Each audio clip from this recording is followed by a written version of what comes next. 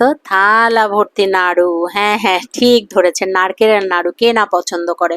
তো আজকে আমি আমার মায়ের হাতের নাড়ু বানানো কিভাবে বানাইতে হয় আপনাদের সাথে সেটাই শেয়ার করব। অনেকগুলা নারকেল কিনে এনেছি আমি।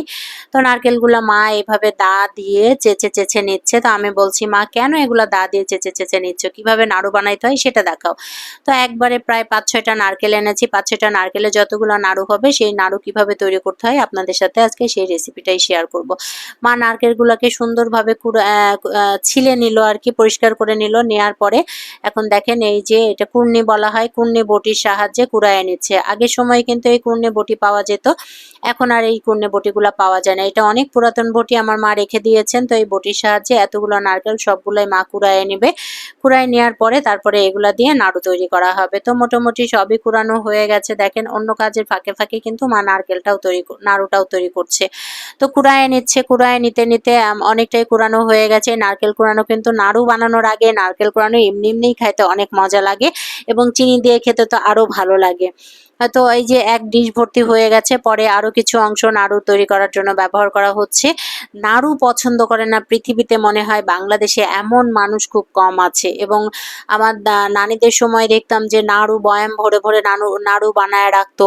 আমরা ছেলেবেলায় নানীদের বাড়িতে গেলে আমাদেরকে খাওয়াইতো। তো আজকে মাও সেই কাজটা করছে। আয়ানের জন্য আজকে নাড়ু তৈরি করতেছে এবং অনেক বেশি নাড়ু তৈরি হবে। এই পুরোটা নাড়ুই কিন্তু মা আমাকে আজকে দিয়ে দিবে। তো নারকেলগুলা কুড়ানোর পরে নারকেলের যে মালই আমরা বলি, নারকেলের খোলা অংশটাকে মালই বলা হয়। এই যে মালইগুলাকে রেখে দেওয়া হয়েছে, এগুলা দিয়ে ওড়ং বানানো হবে। অর্থাৎ ওড়ং মানে কি ডাল ঘুটনি। এর মধ্যে একটা কাঠি দিবে, কাঠি দিয়ে সেটাকে ওড়ং তৈরি করা হবে। তো ওড়ং বানানোর জন্য সাইজ করে কিছু নারকেল আমার মা কেটে রেখেছে। এটা দিয়ে ওড়ং বানিয়েও আমাকে সে দিবে। আর বাকিগুলো ফেলে দিবে, না হলে চুলার মধ্যে দিয়ে জ্বালায়ে দিবে।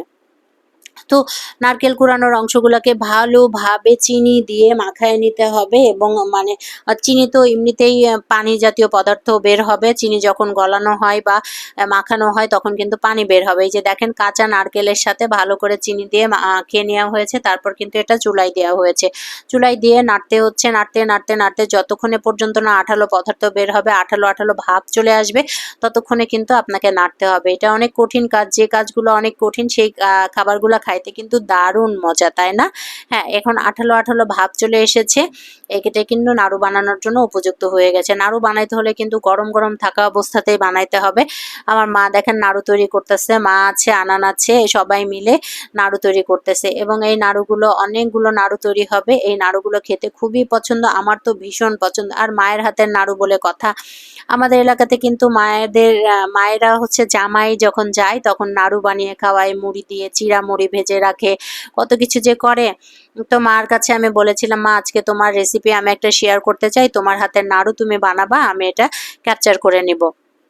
আমার মা আমার কথা রেখেছে এবং নাড়ুগুলা ঢাম্বু করে বানাচ্ছে। তো আমি মাকে বলতেছি, "মা একটু ছোট করে বানাও। তাহলে অনেকদিন কিন্তু যাবে এবং খাওয়া যাবে। এটা ফ্রিজেও রাখতে হবে।" অলরেডি কিন্তু ১ প্লেট বানানো হয়ে গেছে এবং আমি টাপুর করে ১টা ২টা কিন্তু মুখেও দিচ্ছি। আমার মা এক হাতে পুরোটা নাড়ু বানিয়ে নিলেন। দেখেন কি সুন্দর ছোট শেপ করেছে। অনেক সুন্দর হয়েছে এবং খেতেও কিন্তু ভীষণ মজা হয়েছে। আপনারাও নিশ্চয়ই ট্রাই করবেন। আশা করছি আমার রেসিপিটা আপনাদের ভালো লেগেছে। ভালো লেগে থাকলে অবশ্যই আমার চ্যানেলটি সাবস্ক্রাইব করবেন এবং পরবর্তী ভিডিও দেখার জন্য আমন্ত্রণ রইলে। সে পর্যন্ত আপনারা সুস্থ থাকবেন আর অবশ্যই এই রেসিপি ফলো করে আপনারা নাড়ুটি বানিয়ে নেবেন। বাই।